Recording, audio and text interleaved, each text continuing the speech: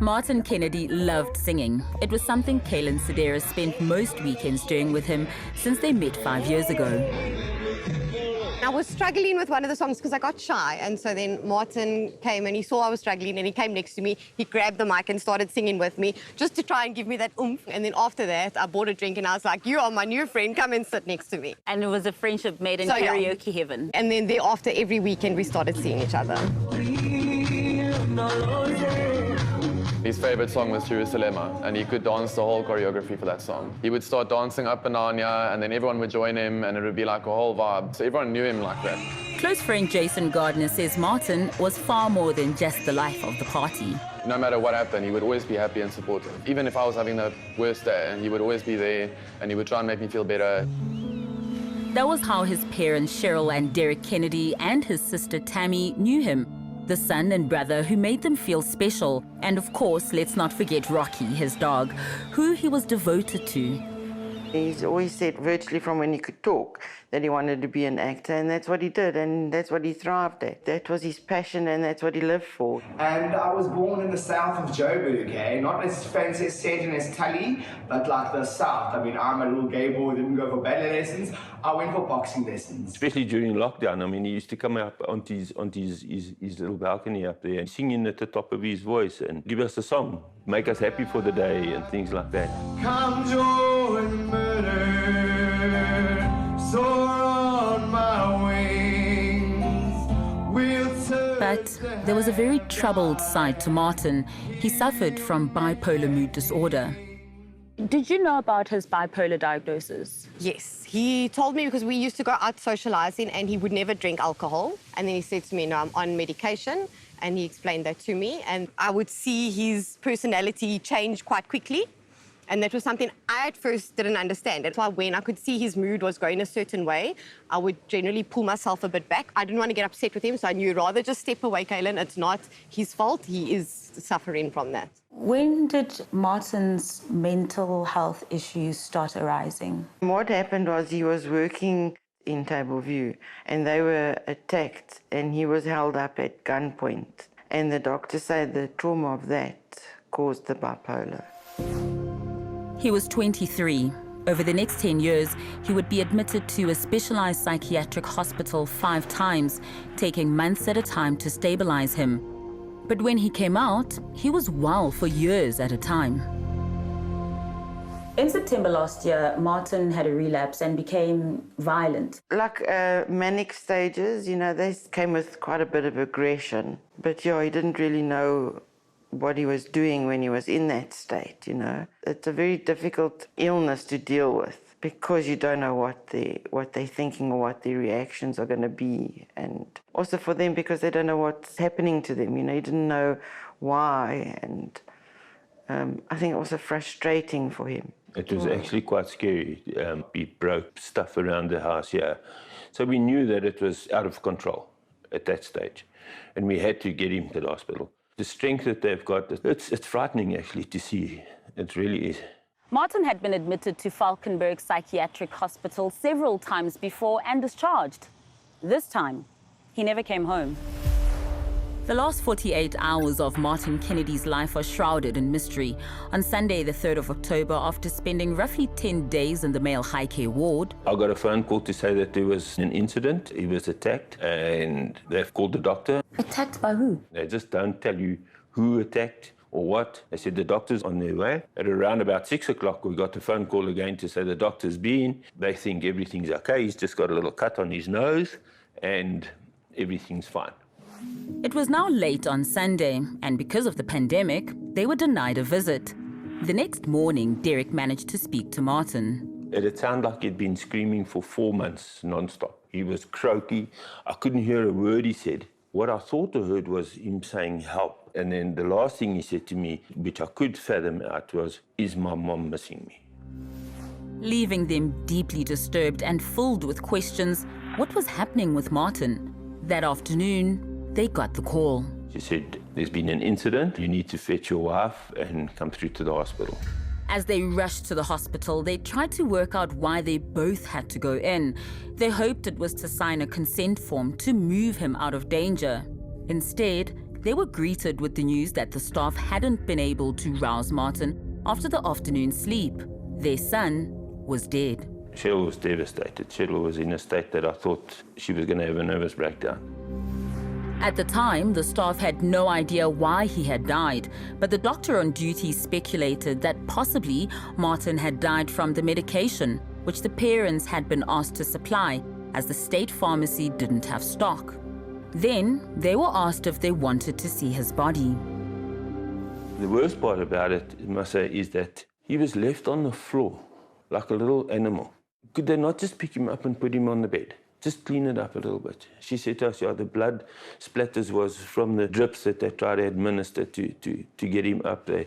They tried for him, yeah, they tried for half an hour to give him mouth-to-mouth resuscitation and things like that, which never worked. Every time I close my eyes, I can see him lying on the floor there like a little dog. Then the next morning, they received a further call. The hospital now suspected foul play after viewing the CCTV footage. Once it became a criminal investigation, it was like being cast off into the abyss. 2 weeks after that shocking sight of seeing their son lying dead on the floor, they were left wondering. Derek Kennedy wrote to every authority he could think of before Valkenberg Psychiatric Hospital finally agreed to a meeting. Dr. 𝗃𝗵𝗶𝘀, head of acute service at Valkenberg, apologized for the trauma it caused the parents to see Martin dead on the floor. What happened is that when we do a resuscitation, you need to do it on a hard surface. When the resuscitation failed, at that point, it became an unnatural death. And at that point, we are aware that we mustn't tamper with anything in the area. And that's where we called the police to come and start their investigation. In his 16 years at Valkenberg, nothing like this has ever happened. 6 people have died over the last 2 years, some of natural causes, and others have committed suicide from hoarding their medication. The day before Martin's death, his parents were called and told that he was assaulted by a fellow patient. Their question is, why wasn't he removed when it was clear that he was a target? Martin was very unwell and very restless and very disruptive to the rest of the people in the ward as part of his illness. And there was an incident where there was an altercation which was initiated by him, where he pushed another patient who retaliated and punched him. So the person that Martin had the interaction with on the weekend, they were separated. It's not the same individual that we are worried may be involved in the death. They still don't know that you've done an investigation. What's the outcome of that? They still don't know what is in that CCTV footage. They've been deprived of that. I think the difficulty in this case is that there's a police investigation that's currently ongoing. As a hospital, we do not know any more information than that. Are there any suspects? So our initial investigation showed that there may be another patient implicated. And that's the information we've handed over to the police, which includes CCTV footage. What exactly was captured on those cameras? How many people were involved? Who was covering whose back? Or is it just too difficult to identify the exact moment and what action by which person led to his death? The first thing you want to know is how and why. And because they've got this security footage, why aren't we able to see it? So that we can make our own opinion on what happened. At the end of the day, you want closure. You just want this not to happen to anybody else or ever again. For such a devastating incident to take his life, you know, I can understand if he was murdered in the street, but murdered in a hospital under healthcare workers, it just blew my mind. He went to a place that's supposed to rehabilitate you and get you on the right track again, you know? So it was very shocking. It's the last thing you expect from that. Someone sitting at home with a family member who has mental illness challenges and thinking, is this a safe place to bring my loved one? Are you capable of taking care and making sure that there's security here? Security we do in different ways. We try and manage risk with medication. What we also do is multiple observations from different kinds of people. So there will be group activities throughout the day where patients are monitored and assessed by different people. There'll be nursing staff in the wards, and then there's also security personnel in the wards who do their own assessment in the day. The case is now entirely in the hands of the police, who appear to have bungled several steps. First, it took 3 weeks for them to return to the scene of the crime to take pictures. Martin's body was released from the state mortuary only to be recalled because insufficient tests were done. Then, having been told that they'd identified a perpetrator who was fit to stand trial, the state prosecutor now says she wants expert facial recognition opinion on the CCTV footage. But worse still, Martin's parents are being denied the autopsy results. This policeman keeps on telling me that he's got 600 files. I just want to know what's going on. Is somebody going to be held liable and responsible for my son's death? We tried to get the police to account for the state of the investigation, but they refused an interview, saying it was premature and that the ongoing case was at a sensitive stage. It's now months later, and Martin's family still has no answers. Neither the police nor staff at Valkenberg Psychiatric Hospital are able to shed light on what happened, who committed the crime, or when, or if it'll ever go to court. I don't want to say there was a murder, because at this point we don't know what's happened.